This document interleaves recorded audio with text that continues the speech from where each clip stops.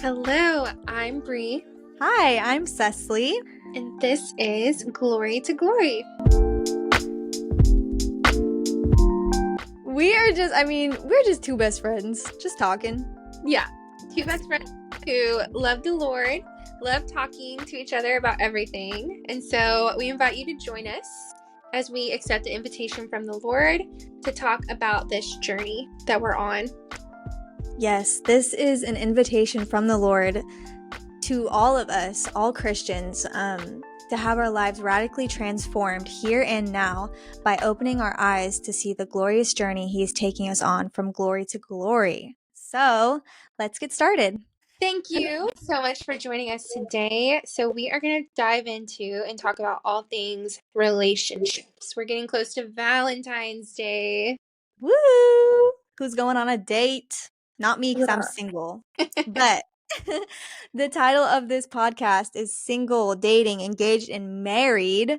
And Bree here, she's married, so I get all the advice from her because I'm single. So, we're going to talk about love and we're going to break it down and go over everything. From single to marriage, there's so many things that are in between. So, we're just going to talk about everything: single, dating, engaged, married. There is a amazing book. If you haven't read it or heard of it, it's by Ben Stewart. It is literally called Single, Dating, Engaged, Married. It is perfect for anyone who's in any of those seasons. And to be honest, we're all somewhere in those seasons. So definitely, if you haven't heard of it, go check it out. Shameless plug for Ben Stewart. Come on, Um, Ben Stewart. yeah. So we're just gonna dive into that. I feel like Cecily and I have known each other. We met in college, so we've gone through a lot of relationship things together over the years. I could not think of a better way to start the podcast off. Yeah, and looking back over all the seasons, I can just see a common theme of looking for love in the wrong places. And God had to teach me that you can only find unconditional true love through Him.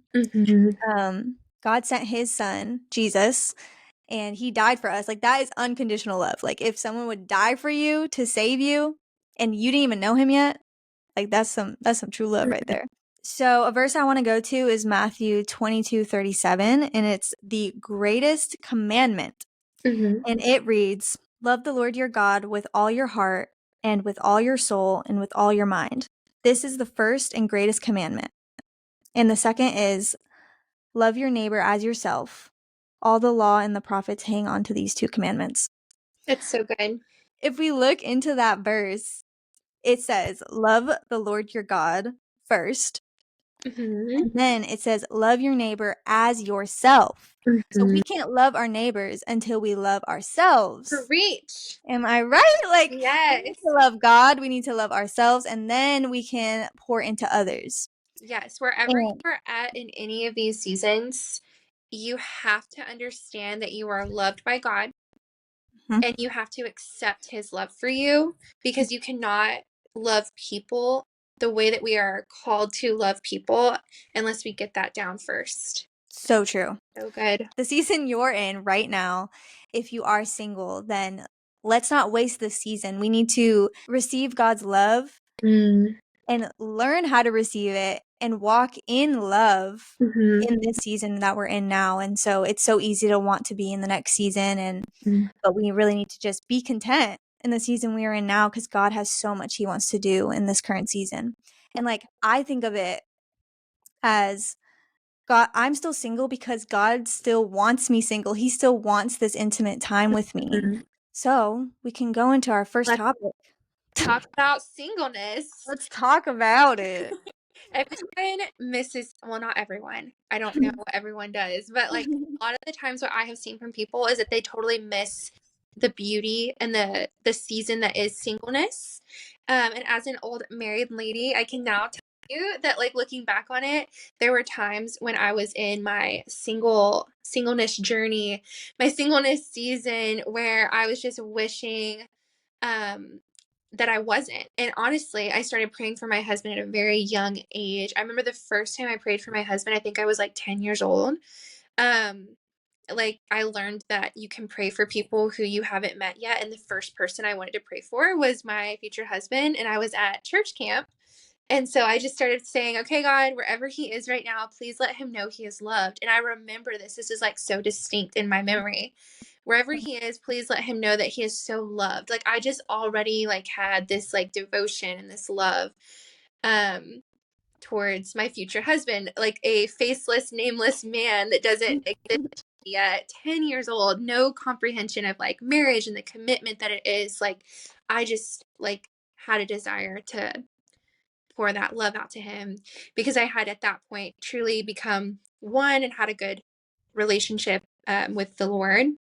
Wow. So then fast forward 10, 12 years, I remember being in my very early 20s and I kind of hated my singleness season. Like there were times where I was just really unhappy. There were times where, you know, you can only pray for a man you don't know so many times. Yeah. And I just remember being like, okay, God, like the men that that I had been exposed to at that time were not what I thought they would be. And I just remember thinking, like, is this it? Like, am I supposed to choose a husband from from this group of people? You know, just being in college, like most people meet at like bars or in classes. I think there's a statistic, I don't know where I heard this, but like less than 2% of people actually meet at church like Wow. days, which is crazy. Like that should definitely be like a higher percentage you would think, but like that is just not how we're out socializing, especially when you're in your early 20s. Yeah. So looking at like the dating pool, I just remember it being kind of hopeless at one Mm. point and just being like, okay, God, if this is all there is, I don't want it. This is not what I thought you had promised me. And so until I know that this is the man that you want me to be with, I'm just not going to date anyone. And at that point, that surrender moment, I Yeah. started enjoying singleness and I deeply enjoyed singleness. I deeply enjoyed that time of nurturing from the Lord. And I feel like, um, I don't know if you've ever taken a pottery class, Cecily, but I felt like I was like definitely the clay and he was the potter. And like, Yeah. I definitely I soaked it up and maybe I will say like after total surrender, maybe a month or two later, I met my husband. What? Yes, Chad. And he is everything that I had asked the Lord to bring me in a person and some. I have a note somewhere where I spent some alone time with the Lord one night and I wrote down every quality that I imagined my husband to have. This was a call I felt from the Lord to just write down like character traits of my husband. I wrote down pages, like I'm very particular. I wrote down like 3 pages front and back of like character traits, and I'm like, good luck, Lord. Like, Yeah. if you can find someone with all that on there, like I'll know it's from you. Like signed, sealed, delivered, a package from the Lord. And when I met my husband, this is a story for another time, but we did actually meet at a college bar. And I Whoa. did not think that he was my husband. And I fought that for a long time until I felt that same exact surrender feeling that I had felt in my singleness season. And as soon as I surrendered that to the Lord, um, I was able to see him and know him and love him. So That is so singleness is a gift, but there's a very real side to it. There's a very like lonely side to it. Mhm. Um, I cannot sit here and tell you guys that it's a fun season all the time because it definitely wasn't at times for me, but it is important. It is important. It is true, and I just can't stop thinking about how once you surrendered is when God was able to pour into it because we come to God with our fists closed and we're like holding on so tight, but once we do Mhm. surrender, it allows him to do what he wants to do. Mhm. Yeah. Oh my Um, gosh. And it's like not only did he totally like give me somebody who blew out of the water the character traits I wanted in a husband, he was like, not only am I going to give you what you want, but I'm going to exceed your expectations. And I mhm. feel like that is true about everything that he's ever given me, like as far as like career to husband to like just different circumstances that God's brought me through. Like I feel like as soon as I surrender and I tell him exactly the desires I have, he takes that, he molds it into his plan and gives me Yes. exceedingly and abundantly what I had asked for. And sometimes he does say no. There is a little bit of a discipline involved, but like when it is right and it's God's plan for you, and you know that you're called to marriage, but you are not seeing your spouse and any of the people around you, do not lose hope. Because if that is something that you feel called in, God is going to provide that specific person. They are destined for you. Yes, that's good. So for me, I grew up very much in the world. I didn't grow up going to church. And so when you look at what the world has to offer about love, it's like Disney movies, true love, like it's Mhm. all about marriage. It's all about finding your spouse. And like it almost becomes an idol because that's what you start to chase. You're like, oh, I'm going to be complete once I get married. I'm going to be complete once I find my person. So I was always going into a relationship lacking because I was wanting that person to complete me. If we look at like 1 Corinthians 7:32, Paul is talking about he's talking to the unmarried. This part is just so good, but um so Paul is saying in verse 32, I would like you to be free from concern. An unmarried man is concerned about the Lord's affair. How can he please the Lord? But a married man is concerned about the affairs of this world. How can he please his wife? And his interests are divided. An Mhm. unmarried woman or virgin is concerned about the Lord's affairs. Her aim is to be devoted to the Lord in both body and spirit. But a married woman is concerned about the affairs of this world. How can she please her husband? I am saying this for your own good, not to restrict you, but that you may live in a right way in undivided devotion to the Lord. So good.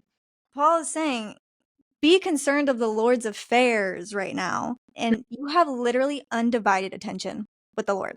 Like it's literally just you and the Lord. And that is such a blessing and a gift. When you're single, it's just you and the Lord. When you go get Mhm. lunch, it's you and the Lord. When you're in your bed, it's with you and the Lord. Like Mhm. it's a beautiful time and God pours into it.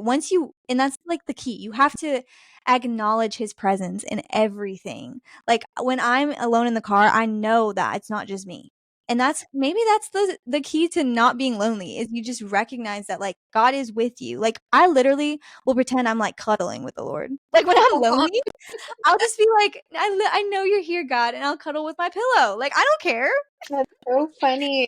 Literally there. There is And no time like that time yeah. because you take on, well, it's natural to be like infatuated with like the person that you're Mhm. dating, and like you are trying to get to know everything about them because you're trying to figure out if this is like your person, you know? And so that's like natural. You should not have guilt about doing that.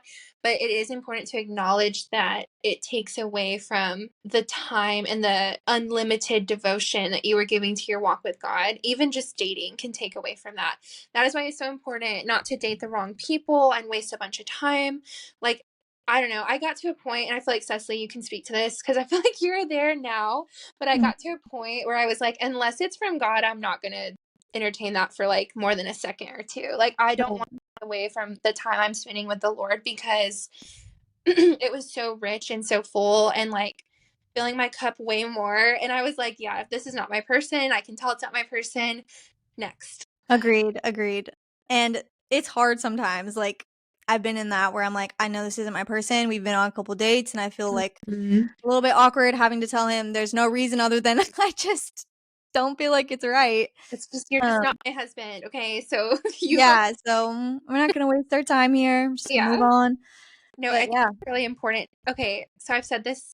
I feel like anyone who's asked us, because Jarrett and I have kind of like taken another younger couple. They actually just got married. So shout out to them. But, um, we kind of took them under our wing. And I remember something that Jarrett brought to my attention that I feel like is important. And we've told many people is like, we did not waste any time. It was like our very first date. And Jarrett sat me down. We were out on a picnic. And Mm, the same place he went back and proposed to me all those years later. Uh, mm. but he sat me down and like before we had even opened up our food to eat, he was like, I need to tell you something. I'm like, okay. Which is not how you think a first date would go. But he was like, I need to get this off my chest. Like I believe in dating for purpose, dating for marriage. And if that is not something that you are seeing here, I don't want us to waste each other's time. And I just remember thinking like, wow, That like is so that is good. intentional. Like we For hadn't sure. even gotten a sense. I mean, maybe we talked in the car a little bit on the way there, and we had gone out with friends. We'd gone on group dates, but we had not spent any alone time together, like whatsoever. And so this was like our first real moment alone outside of the car ride there. And he was like, I need to like be straight with you. Like this is I'm looking for a wife. I'm looking to spend my life with someone like, and he specifically said he wanted to spend his life with someone devoted to the Lord and that could build him up because where he was at, he needed someone to come alongside of him and like run that race. That is so good. Literally, if that speaks to any man out there, know what you want. Know Know, what you be intentional. Like, don't bring them on a date if you don't even know what you want. Like, we can talk about that when we have our lovely Jarrett on the oh yeah, I podcast one can't day, wait. but literally like hunted me down. He stared at me all night and followed me around and asked for my.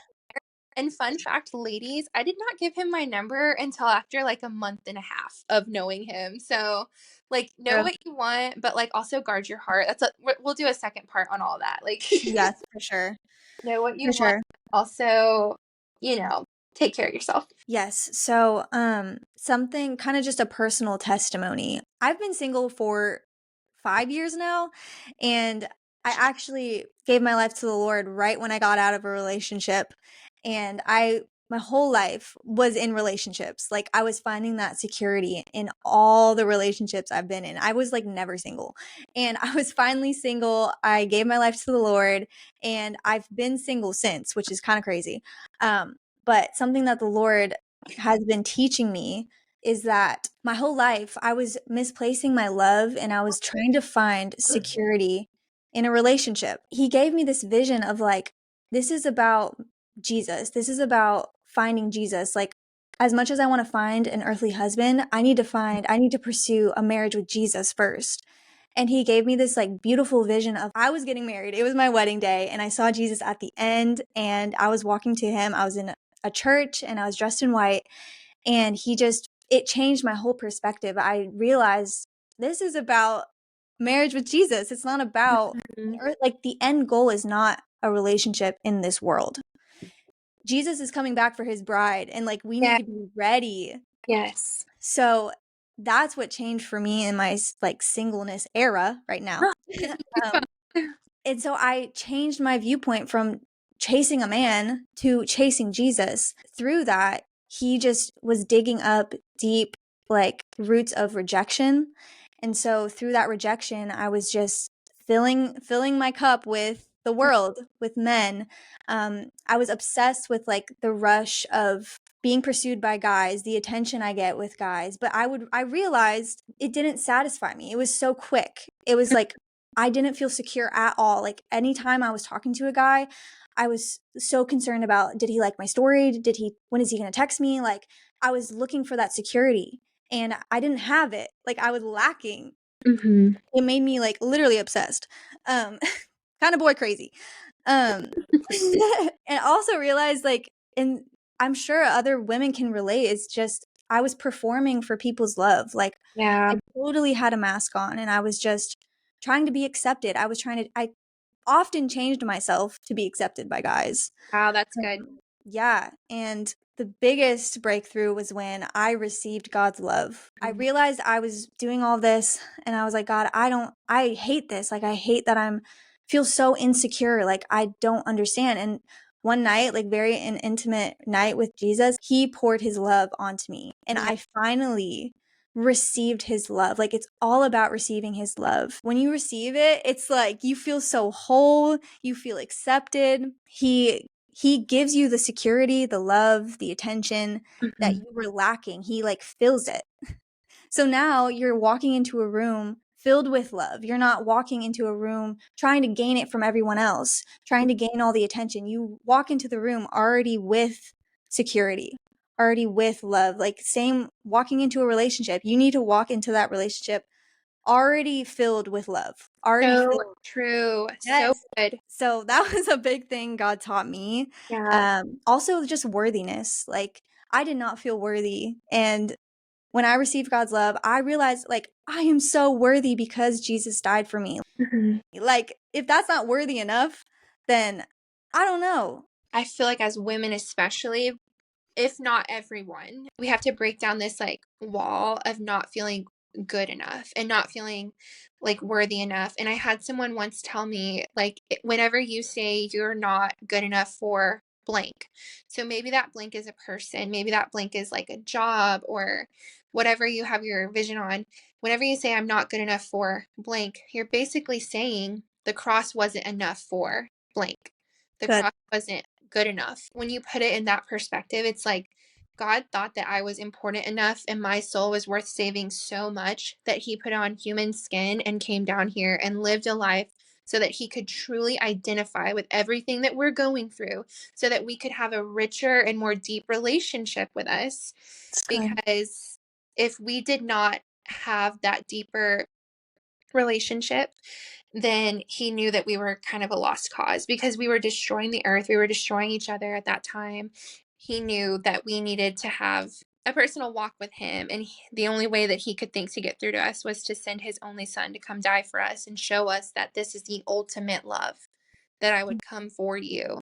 And like that, when you're talking, I just see this image of us like running after the Lord, like knowing once you know that he came for you, you can just run after him. I think that just when you're talking, that perspective is so beautiful. As much as you run towards the love for an earthly husband, run with the same amount of passion towards Jesus. Absolutely. Um, don't misplace your love in the wrong hands. This world is not our home. And if you No. run your all to things of this world, you're going to come back not only empty, but like way less than you started. This world is so lost and broken. And there's a realness to that. And I think that we see it with dating and relationships so often, and nobody really calls it for what it is because our culture is like obsessed with this imperfect form of love. Yeah, And it completely goes against the Bible, and it completely goes against like how God defines love. But from a very young age, we're taught to like aspire to this imperfect love. I know this is like totally off topic, but when I'm raising children, that's a generational curse that we are going to stand in the gap and break for our children, that like they understand like true imperfect love from the get-go. Like, because I think from as being a little girl, like we always played with dolls or we watched princess movies, like that was like mhm, the definition of love and aspiring to this husband. But when you have an awakening with the Lord and you can see worthiness for what it is, that definitely changes everything. And it would be silly to think it would not change the way you're dating as well. definitely. And I just think of like, you were bought with a price. Like, Mm-hmm. you can't be giving your body away for free. We're just giving ourselves away to everyone, all these men, for free. Once I understood how worthy I was, how much Jesus loved me, it changed my perspective of like my value. Like, I understood how much I cost. Like, I am a treasure. I am a diamond. Why am I giving myself away to a guy who's not even working for it? He's not even trying to dig me out. Like, he's just standing there. Once you understand the value of something, you know how to take care of it. When True. you know When how worthy you are, you know how to take care of yourself. mm-hmm. That's when what our I was saying. knowledge deepens, the Holy Spirit helps us change, and helps us grow. Like when we truly seek after him, he comes beside us and helps us understand at a better capacity. So now that you are, I think it's really beautiful to see, like, okay, I gave my life to the Lord, I totally surrendered, and I haven't had a relationship since. Mhm. That to me, like, I've never thought about it quite like that. I don't know why. Like, I know that about you. I just like I've never really like thought of it like that. And I feel Oh, like yeah. that it's just everything's clicking. Everything's making a lot of sense. Like he's been getting you ready and he's been healing you and walking with you. And like it's really beautiful to see that. Mm. So, how do you know you're ready to actually begin dating somebody? That's a great question. I would love to know. Oh, I'm gonna bring up Ben Stewart again because he kind of inspired this first episode with his book, Single, Dating, Engaged, Married. But he describes dating as an evaluation process, and I love that. That's good. We should find encouragement in that because you, as a Christian, when you are like new, you are a new creation in Christ. Guess what you get? You get a lot of things with that, and one of those is discernment. You get the gift of discernment. Like, is this the person that you're going to run this race of life with, like, forever? This is your running partner forever. You guys are going to keep going and run this race. Like, that is a huge process. Like, dating is not to be taken lightly. And it Yep. is okay for anyone who needs to hear this. It is okay to walk away the moment you know that that is not your person. If you are seeking God's will and you are asking Him for discernment, and you know that this is not your person, it is okay to walk away. I don't care how cute they are. I don't care what kind of job they have or car they drive or what kind of security they can offer you in this world. It is not as good as what God has for you. And so, for anyone who might be needing a little push to Mm, pray for discernment in your relationship, just know I'm praying for you. I hope that you find yeah. that discernment, that you can ask yourself if this is really the person you are meant to be with forever. Yeah, and that's a lot easier said than done. Like surrendering, oof, that's hard. But just another reminder, like when we come to God with closed fists, it doesn't allow him to pour into what he has. He always has exceedingly abundantly more than what we think. Like we have such limited perspectives. So if Mm-hmm. we could come to the Lord, like let's just open our hands, let's surrender it. I know it's hard, but once you open your hands, he's like, "Finally, I can give you what I have for you." Yes. So, On this note, I'm going to talk about something that's kind of uncomfortable, but we're going to talk about boundaries while dating. oof.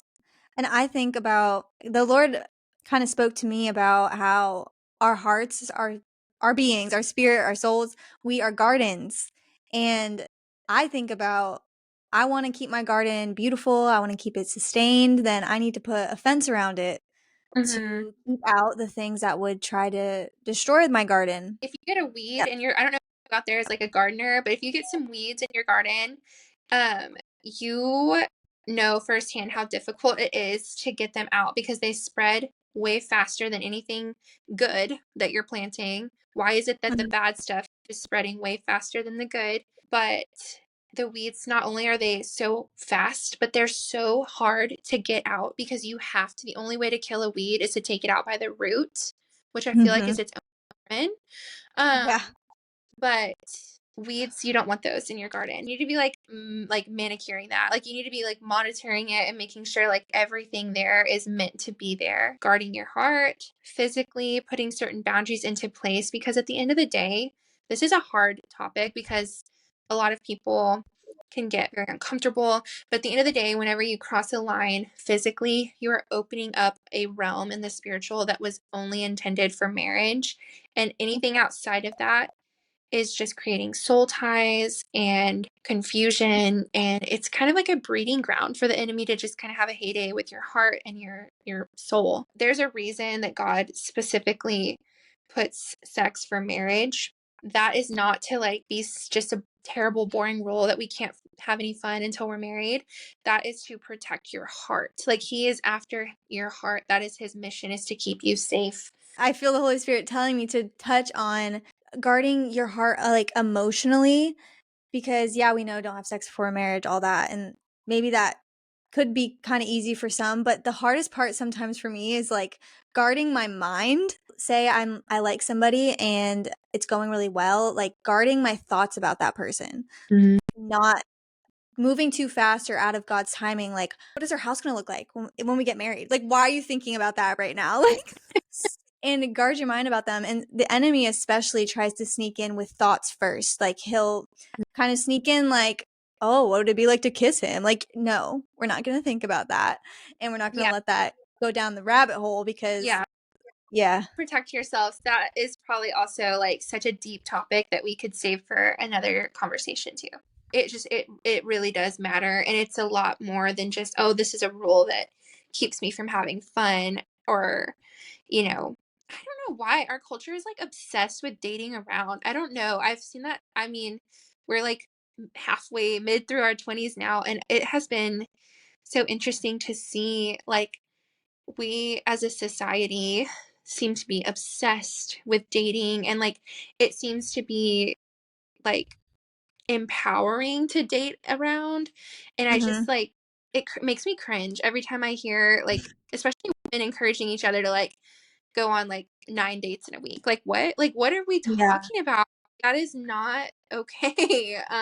Yeah. And there's a thing about like my body, my choice, like just this empowerment movement that is taking over. And what you spoke to is like it starts with your thoughts. It starts with your Mhm. mind. Like you have this thought in your head, like it's my body, I can do whatever I want with it.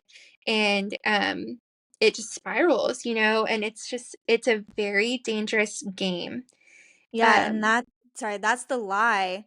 My body, my choice. You were bought with a price. Your body yeah, is God. So replace those lies with the truth because yeah. that's a lie straight from hell. Waiting for the one. Cecily, how do you know if a guy is worth waiting for? I cannot speak to this because I was with Jarrett Colts, who is the ultimate pursuit chaser. Like he was on a mission, okay? If anything, he's waiting for me and he could speak to it and he will speak to it and he has spoken to it. So I want to hear from a woman's perspective. How do you know somebody is worth waiting for? I think you have to have a word from God. You got to seek the Lord in it. And sometimes you just know because the Lord makes it so clear. So it's like, all right, Lord, you're telling me this. I'm going to have faith and trust that I got to just wait for it. And that's not easy. I mean, that's all over the Bible. Right. Waiting for your promise. And I guess, yeah, like that, it's that simple. It's just, it's the word, what God said. It doesn't need to be this complicated thing. Like getting a word from God and being obedient to God is a great answer. Like it does not need to be a complicated thing. Like I Yeah. know I mentioned this, but when I first, and Cecily was there, she walked through this with me, but I know for Jarrett, like he wanted to have my phone number and like take me on a date. And I was like, nope. And I wasn't doing it like, nope, like to play like a game with him. Like I literally at that time was not spending any time with guys. I was not giving them the time of day. Like I needed to hear a word from the Lord before I gave anyone my phone number at that particular time in my life. And so if anyone out there needs any kind of encouragement, wait for a man who is intentional about pursuing you. That is Yeah. when you wait. You wait when you get a word from God to wait.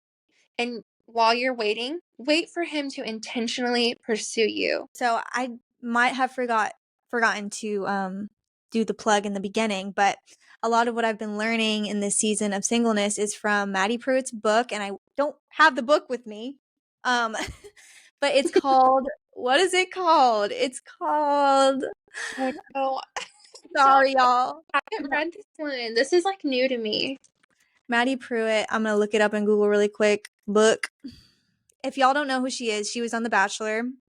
And she wrote a couple books, and the book is called The Love Everybody Wants. She's an And amazing writer. I oh will yeah, say, I haven't read this one, but she's an amazing communicator, spoken and like written. yes, and I don't know, some people have their own opinions about her, but I will attest to this book has changed my life. Like me and Mhm. my friend Alex, we are reading it together. We haven't even finished it yet. Like we're only on like chapter 5 and we have gotten so much out of it.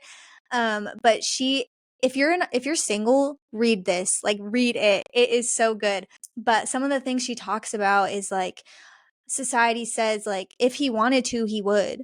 Well, wanting is from our own desires. She kind of replaces it, if he values you, he will. Like it's Uh, about valuing that person's heart. Like it's not about what we want from like our selfish desires. It's about valuing each other. Also, she talks about like your person doesn't complete you. Like you shouldn't be looking in the world like I need someone who completes me. mhm. You are completed with Jesus alone. That is something, I mean, I did. Just from the world, what it teaches you is like, oh, you need your person to complete you. But that's totally flipped upside down in God's kingdom. Like you are complete on your own and you should come together as your own individuals. Imagine like thinking that another person in this world completes you. You know how in like that's not secure at all. Like Yeah, one day, if they're having a good day, oh, he completes me. I'm so happy. And then the next day he's sad and like doesn't give you what you want. Like that's that's just not. your world. Yeah, like it's not healthy to live with that kind of attachment to somebody. Yep. Kind of the last thing I was wanting to add is that your person is an addition to your life. I guess I think of it like someone coming alongside you. It's an addition. It's not like that person is my world. It's no, Yeah. he's an addition to my world. Do both of your worlds complement each other? Like, can you see God's hand in both of your lives? Like, how will y'all mesh together? How do you complement each other, I guess? Mhm. And I had a question for Bree. How long did you and Jarrett date before you got engaged? So this is interesting. We dated 2 years and then we got, Mm, so we met, we were really young. We met when I can't even remember if we were 23, I think 22, 23. And then I'm just a tad older. But yeah, we were in that same season. And so we waited 2 years. We dated. I will definitely speak to this more when Jarrett yeah. joins us today. But he very clearly heard a word from God that like it was the right time and it was the right moment.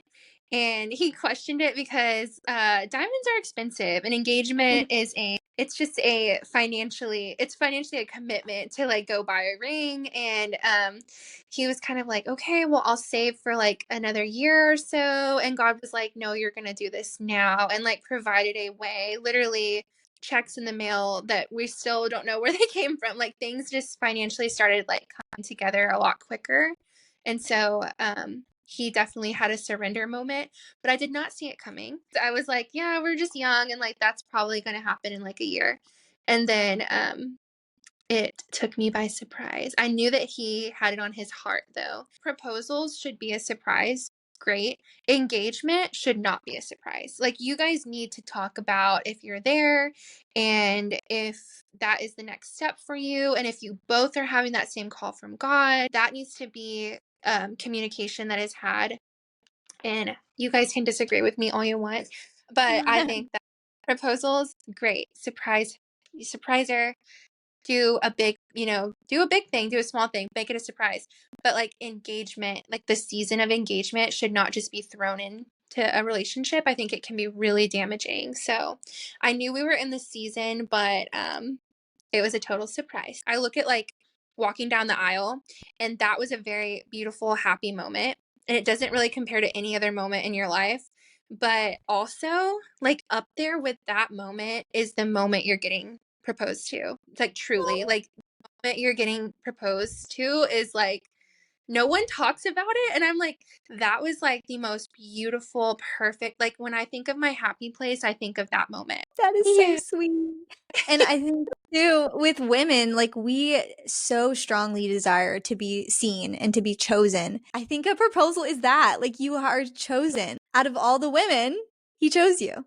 If you know Jared, then you know, but he is the most Yeah. precious man in the world. And like to see him, like, he like poured out his heart and like offered me a lifetime with him. And like that moment is so precious. Like, I Hmm. screamed yes. Like, I was so happy. I love that story too, just like how Jarrett sought the Lord. Like he knew. Mm-hmm. I mean, you need to have a word from God. And it just is a reminder that like Jesus, it's not just you and your partner, it's Jesus too. Like he's leading it. Y'all need to be seeking the Lord with every decision. That's what needs to be leading you, not like what you want and what you desire. So true. God needs to Yeah. be like in the center of that. And I think there was a moment where I very much remember this. I think we had been dating like a year, and Jarrett told me like he wanted to marry me, but he was working on becoming the kind of leader that he would need to be, and that he did not think we were in a good enough practice of keeping like God like totally front and center where God deserved to be in our relationship. Like that was not ready for marriage in his opinion. And like praise God to have a man that can look at you and tell you like I want to marry you, but I know this isn't the right time and season. So we're just going to continue to date. And like you live in your house and I live in my house, and I'm going to keep working on it. And I think something interesting for us is like everyone has different milestones that they're trying to get to before getting married. So a lot of the times it's like, oh, I'm going to go to college, and then when I graduate, then I can get married. Or, oh, I'm going to go to college and get the job, and then I can get married. Or, oh, I'm going to wait until I buy the house and then I'll get married. I think all of that is great. Yes, you should be prepared and like all of that, but all of that comes second to where your heart is at and where God is calling you to be as a man or as a woman before you give yourself to someone in the form of marriage, because marriage is no joke. It's no game. Mm-hmm. Should not be taken lightly. So speaking of engagement, it's exciting. It's beautiful. We've talked about that. I'm so excited to, I hope I'm there when you get engaged. Like I just being like hiding in a bush. You don't even, I don't need to interrupt the moment. We should But also mention that, sorry, I'm totally interrupting you, but I live in Florida and she lives in Texas at the moment. yeah, so I need like a week or two ahead, okay? I need to know, like, I need to know. Anywho, your commitment begins in that moment. Like when you put that ring on and you're Mm. looking at that beautiful diamond and you're looking at this beautiful man God has put in front of you, okay? That commitment, your clock just started. Ooh. Now Oh, you got to work. And I just think, I really, when I think of engagement, I think of work. It was like, wow. how are we going to put our lives together?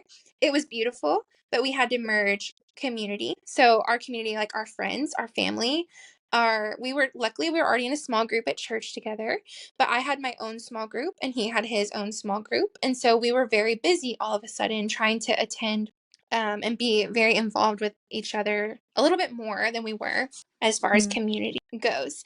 Mm. But engagement, like I will speak to this. We personally found other married couples in our church, and we just kind of went up to them and asked them if they would kind of take us under their wing. Like we kind of explained, hey, we just got engaged. We want to get married, and we want to do it God's way. That is the most important thing to us. And at that point, we didn't have a venue. We didn't have any idea where we were going to live. We didn't even have a couch picked out. Like we were just like, we know that this is the most important thing. And those married couples loved on us and they poured out God's word onto us and they prayed for us. They covered us. We actually made a decision with one of the couples. We had them baptize us together again, which was Mhm. beautiful and just kind of like to us symbolized like we are coming into this brand new. We are leaving behind generations and generations of divorce and family drama and just things like that. And we're just clinging to forever with God and with each other. And having them walk through us, surround us, cover us. It made every ounce of difference in our engagement season. And fun fact, we got engaged in May and we got married in November. It was fast and furious for sure. Oh, yeah, it was. I was like, "What's going on?" When you get married and you're like in your we were still pretty much early 20s. That is chaotic, but when we look back at it, we have the most amazing community, an amazing group of friends that literally like held our hands while we got married, and it was beautiful. I Yeah, have a definitely. picture. Go ahead. Go on. Mhm. No, I was just saying community is so important. Like, you cannot do it alone. One of my favorite pictures from our wedding is Jarrett and I at the reception, and somebody's giving a speech. And Jarrett has his like arm wrapped around me and he's like kind of cuddling me in. And I'm holding hands like tightly with Cecily on my other side. Like, it's like we are like, you can see that we both had such a grip on each other in that picture, leaning on Jarrett. And I can tell that I'm like crying happy tears listening to this speech. And I'm just like clinging on to Cecily. It's a beautiful picture, honestly. Yes, you need your community. Okay. We both come from divorced families. We both come from families that maybe they were really happy for us. Oh my gosh, we had so many people pouring out love. Like we literally had like three different engagement parties. Like our family, our friends were just so overjoyed for us and we felt so loved. But the reality sets in that if you don't have someone teaching you how to do this God's way, you're going to crash and burn. And so Um, we immediately, under Jarrett's leadership, like went like that next week to our small group leaders and we were like, hey, we need to be surrounded during this time. And pretty much also I will say like the moment we got engaged after all the party had settled down, and I'll probably speak about this later on, but the spiritual attacks began. Joy and celebration began, but spiritual attacks began as well because we were coming up against wow. so much generational sin and so much like just chains breaking. We really got the enemy upset by getting together and then made that commitment. It made him even more upset. And when we went for our community to surround us and cover us and continue to be rooted in Christ, like that really stirred his feathers. And our engagement season was full of ups and downs. But when I look back at it, it was just beautiful. The spiritual warfare. I mean, you are coming against so much, especially if you have generational curses like divorce, all that. Imagine what it looks like to Mhm. the enemy. He is like, "Oh my gosh, we got to do something about it." That, And yeah, I cannot imagine having to go through all that warfare like alone. Like you mhm. need that community to lean on, to pray for you, to cover you in prayer. Like it is a very literal war. We just can't Yeah. see it. Oh yeah. Oh, gives me I goosebumps. know, same. Ugh. Do you remember the night of our rehearsal dinner, and like we kind of snuck away and we just like listened to worship, and we talked about how if only we could see what's going on in the spiritual, because even that day was covered with so much warfare. Yep, And we didn't let the enemy have the final say. That's that's like good. the most important thing, you know. Yeah, You're under attack, and you know that we win at the end. Like we have God on our side. We have God with us, and we're coming out victorious. It's just a process. So get unified and get ready to walk down the aisle, but also get ready to come against everything that you can yeah. think of. And yeah, I guess what like I'm curious. And maybe even just for people who are about to get engaged or are engaged and getting Mhm. ready for marriage, like how do you prepare? Where do you even start? Like if you had the top list of what you did to prepare that made you feel ready, I guess what would it be? That's such a good question. Well, I already said the community, that's number one, you guys. Surround yourself with people who love the Lord. And it's really important to have people who are married and who also love the Lord and have the Lord in their marriage just cover you. And then all I can speak to is giving Jesus the opportunity to lead Yeah, and allow yourself to follow his lead. Yes, you submit to your husband, but your husband submits to the Lord. good. And when you walk down that aisle, you do not understand like the amount that you're going to need Jesus to lead both of you. And I mean, there were several times leading up to our marriage that we would be at church just wrecked in the back on our knees, like crying, like having God lead us and allow for certain shifts, like give yourself grace, shift into those roles. Like you are no longer someone's girlfriend. You are no longer someone's fiance. Like you are a wife, and like allow yourself to shift into that. The Bible gives a really good roadmap in Ephesians about marriage. Walk into that life that God has called you to. Rest assured that he's called you to it. Use your discernment. Have people around you. I like to say, like, before anything, before I am a wife or before I am a friend or a daughter or before I am anything in this world, I am a follower of Christ. I follow him. I don't bring him along with me and say, "Come on, God, we're going over here."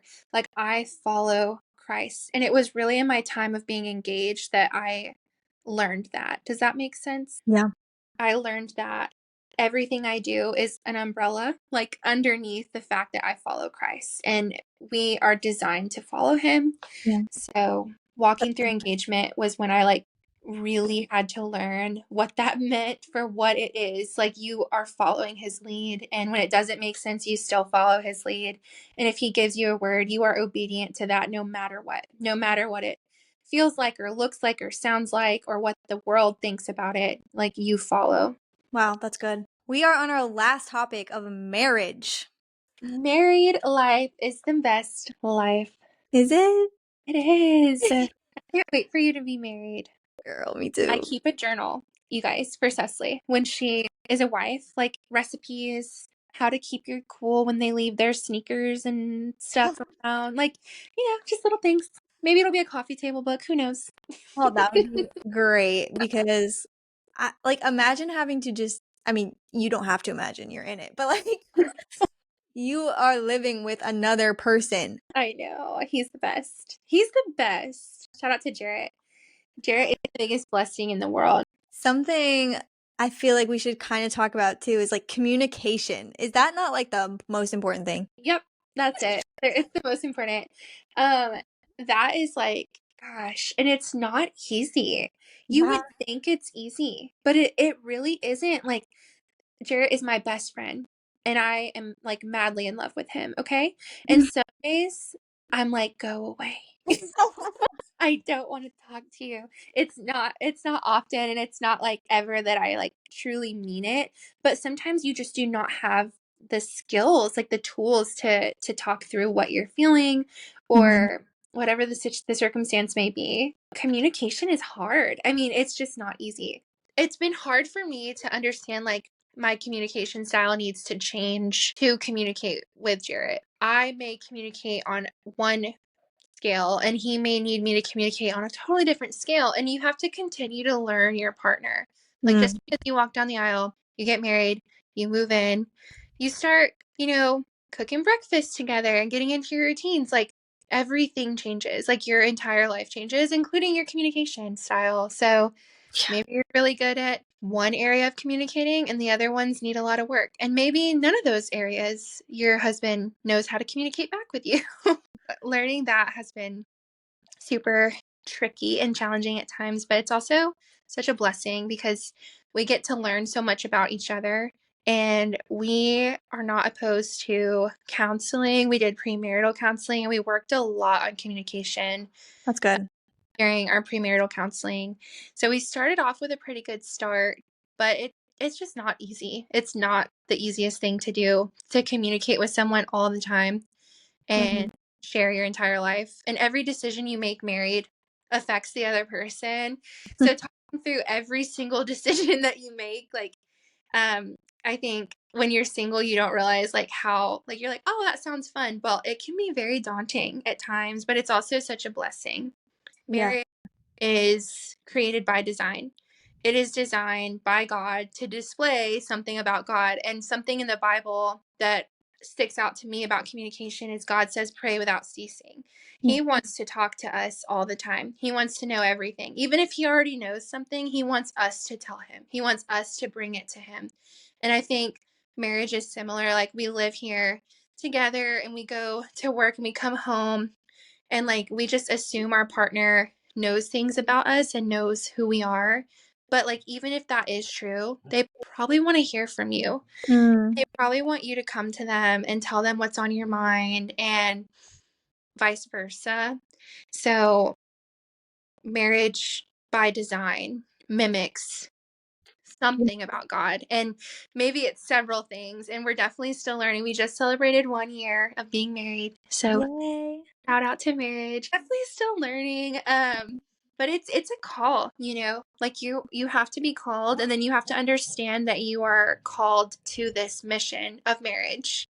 Oh yeah. I can't wait to get to that episode where we have Bree and Jarrett on the Yeah. podcast.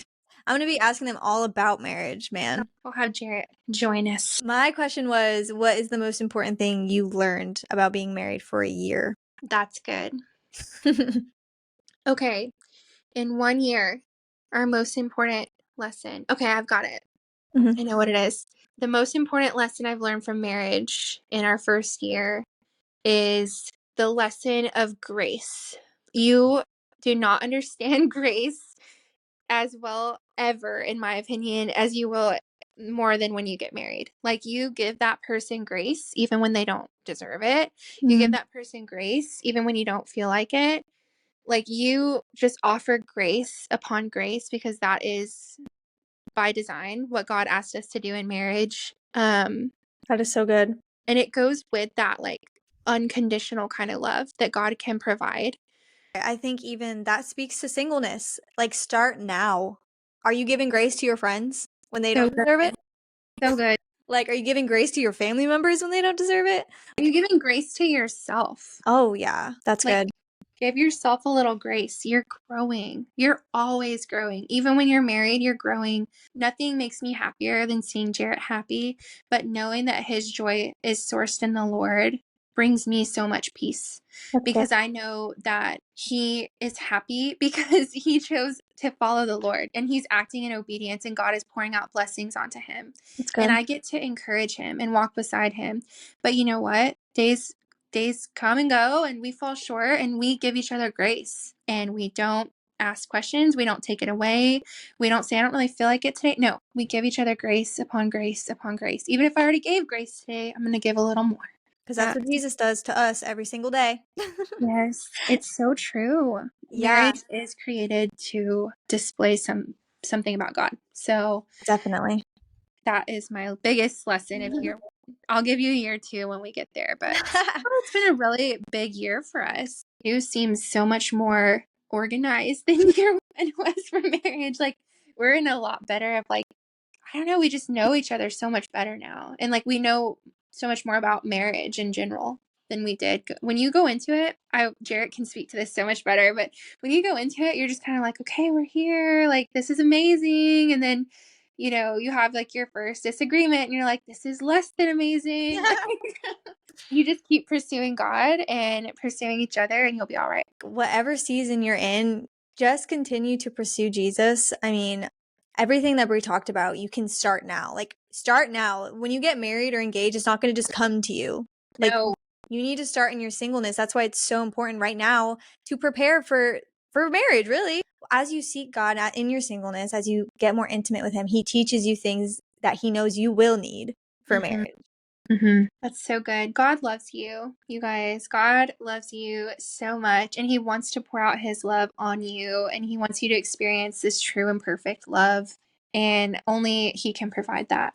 Yep. So this Valentine's Day, receive God's love.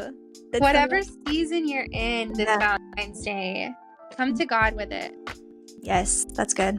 Yeah, the goal here is the glory of God for the good of the world, right? We're bringing the glory of God to this world. So I hope this podcast has brought you a little joy, maybe make you think of some glory in your own life.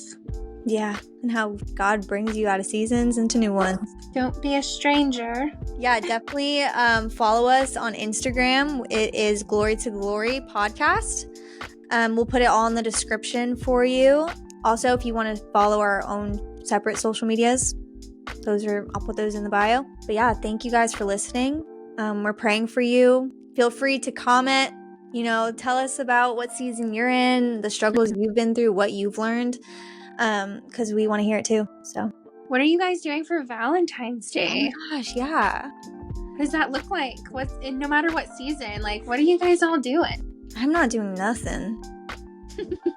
Oh, wait. No, me and my roommate, we're doing a Galentine's. Oh, that's adorable. So, love that. We're going to get all our girlies together and we're just going to, we're going to do PJs, some food, all the fun things, some games. That's good. I love a good Galentine's. I love it. I always get the dogs Valentine's gifts. Oh my gosh. I always do. Just so they know they're loved. Yeah. It matters. Get your dogs a Valentine's gift, everybody. On that note. Until next time. God loves you. He loves you so much. Happy Valentine's Day.